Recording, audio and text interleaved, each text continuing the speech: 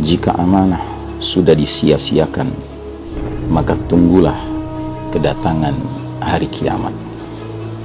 Maka seorang Badui Arab bertanya kepada Rasulullah SAW, bagaimanakah cara menyia-nyiakan amanah tersebut? Nabi SAW menjawab, jika suatu perkara diserahkan kepada yang bukan ahlinya, maka tunggulah saatnya hari kiamat tiba.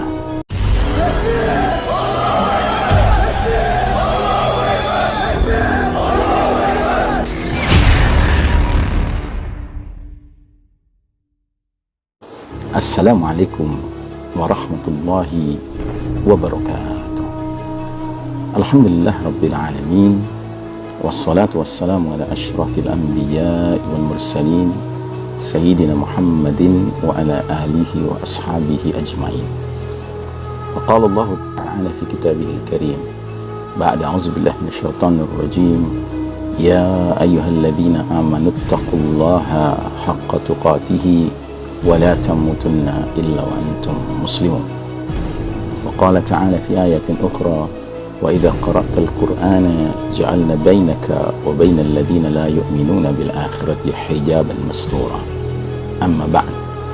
Jamaah rahimakumullah, alhamdulillah, hari ini hari Rabu tanggal 18 Agustus 2021, 9 Muharram 1443 Hijriah.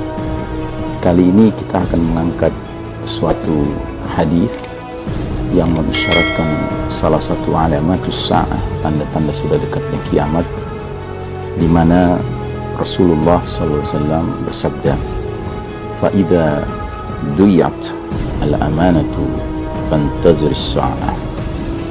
Qala kaifa ida'atuha? Qala idha wussila al-amru ila ghairi ahlihi fantazir as-sa'ah.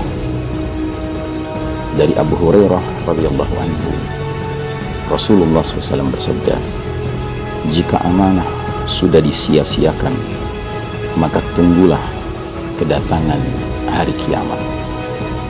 Maka seorang Badui Arab bertanya kepada Rasulullah SAW, bagaimanakah cara menyia-nyiakan amanah tersebut? Nabi SAW menjawab, jika suatu perkara diserahkan kepada yang bukan ahlinya, maka tunggulah saatnya hari kiamat tiba. Saudaraku rahimakumullah, hadis ini diriwayatkan oleh Imam Al-Bukhari, hadis sahih. Sudah cukup sering kita mendengarnya, namun kita perlu lebih sensitif dan waspada lagi, karena di zaman penuh fitnah sekarang ini, fenomena menyia-nyiakan amanah ini cukup fenomenal dan mencakup berbagai bidang kehidupan. Kita tidak saja bicara soal kepemimpinan yang sudah menyia-nyiakan amanah. Kita tidak saja bicara tentang orang menyia-nyiakan amanah dalam pengertian amanah anak yang Allah karuniakan kepadanya, amanah istri yang Allah karuniakan kepadanya, amanah harta yang Allah karuniakan kepadanya. Tetapi yang membuat lebih rumit dan lebih berat celakanya, kehancurannya, adalah munculnya sosok-sosok yang secara umum dikenal sebagai orang-orang baik, lalu mereka menyia-nyiakan amanah. Bahkan bukan sekedar orang baik, tetapi orang yang menganjurkan kebaikan, menganjurkan orang lain untuk dipanggil menuju Allah Subhanahu wa Ta'ala.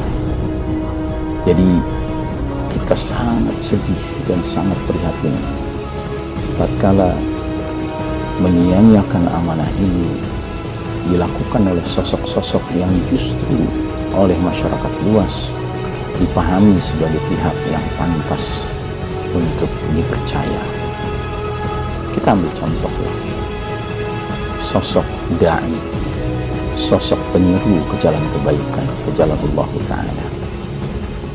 alangkah memprihatinkannya bila mana sosok yang dikenal sebagai penyeru kebaikan, dai, muballigh, penceramah, katakanlah begitu, dia menyia-nyiakan amanah. Misalnya dengan dia terjun kepada urusan yang sesungguhnya dia tidak memiliki kecakapan di dalamnya. Sebab tadi Nabi jelas-jelas ketika ditanya oleh orang Arab Badui tadi, wa kaifa, dan bagaimana amanah itu disia-siakan, Nabi menjawab, idza wussidal amru ila ghairi ahlih fantazir as-sa'ah.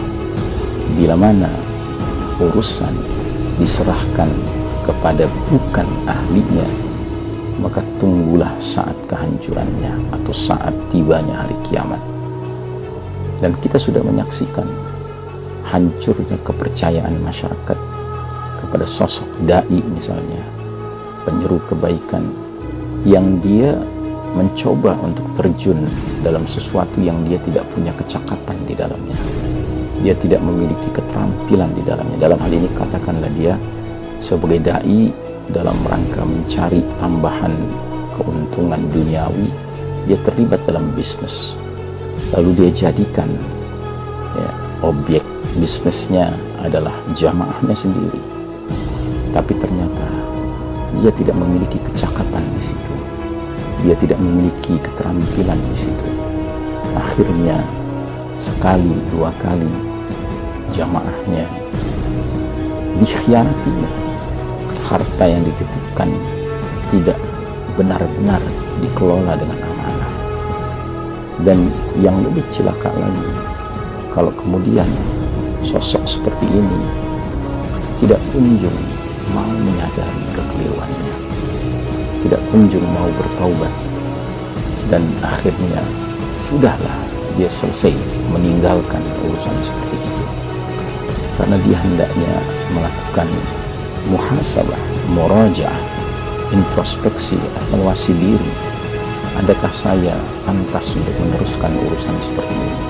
Sebab jika tidak, yang terjadi adalah bukan kebaikan, tapi semakin banyak keburukan, semakin banyak mudarat, semakin banyak kehancuran kepercayaan yang muncul di sana sini terhadap sosok orang yang dikenal sesungguhnya sebagai sosok yang baik, penyeru kebaikan, bahkan dai. Nah, ini adalah bentuk penyia-nyiaan amanah yang amat sangat menyakitkan hati kita dan memprihatinkan buat kita. Kita berlindung kepada Allah dari terlibat dalam urusan yang sesungguhnya kita tidak memiliki kecakapan di dalamnya. Makanya pantas bila mana dalam sebuah hadis yang sudah masyhur juga, sudah sering kita dengar, Nabi kita Muhammad SAW bersabda, min husnil islamil mar'i tarkuhu ma la ya'nihi. Di antara kebaikan akhlak seorang muslim adalah meninggalkan perkara yang dia tidak perlu terlibat di dalamnya. Ya, atau di dalam hadis yang lain dari Abdullah bin Amr bin As radhiyallahu anhuma, ketika Nabi berbicara soal fitnah, mengatakan banyak orang sudah ingkar janji, banyak orang sudah luntur amanahnya, dan masyarakat sudah demikian, sudah semrawut, sudah kusut. Maka Abdullah bin Amr bin As radhiyallahu anhu bertanya, apa yang mesti kukerjakan jika aku jumpai masa itu? Nabi menyebutkan beberapa hal, dan salah satunya adalah dakmatungkir, tinggalkanlah apa yang kamu pungkiri, apa yang kamu tidak punya pengetahuan tentangnya, apa yang kamu tidak punya keahlian di dalamnya. Jadi saudaraku rahimakumullah, marilah kita menjadi muslim, mukmin, hamba Allah yang insaf, yang berusaha untuk terus menerus menyadari kedudukan dirinya, posisi dirinya, kualitas dirinya, apa yang menjadi bidangnya. Dan mari kita secara khusus mensyukuri nikmat Allah dalam bidang yang memang Allah berikan kita kecakapan di dalamnya. Dan mari kita tidak coba-coba apalagi kalau coba-coba itu bisa merugikan pihak lain di dalam sesuatu hal yang kita tidak punya kecakapan di dalamnya, apalagi kalau umur kita sudah lanjut. Karena sesungguhnya proses menumbuhkan kecakapan, keterampilan itu yang paling tepat dilakukan adalah ketika masih muda. Tapi ketika sudah berumur, sudah sepantasnya kita tidak uji coba yang bisa menyebabkan mudarat kepada pihak-pihak lain, apalagi banyak pihak. Wassallallahu ala nabiyina Muhammadin wa ala alihi wa ashabihi ajma'in. Wassalamualaikum warahmatullahi wabarakatuh.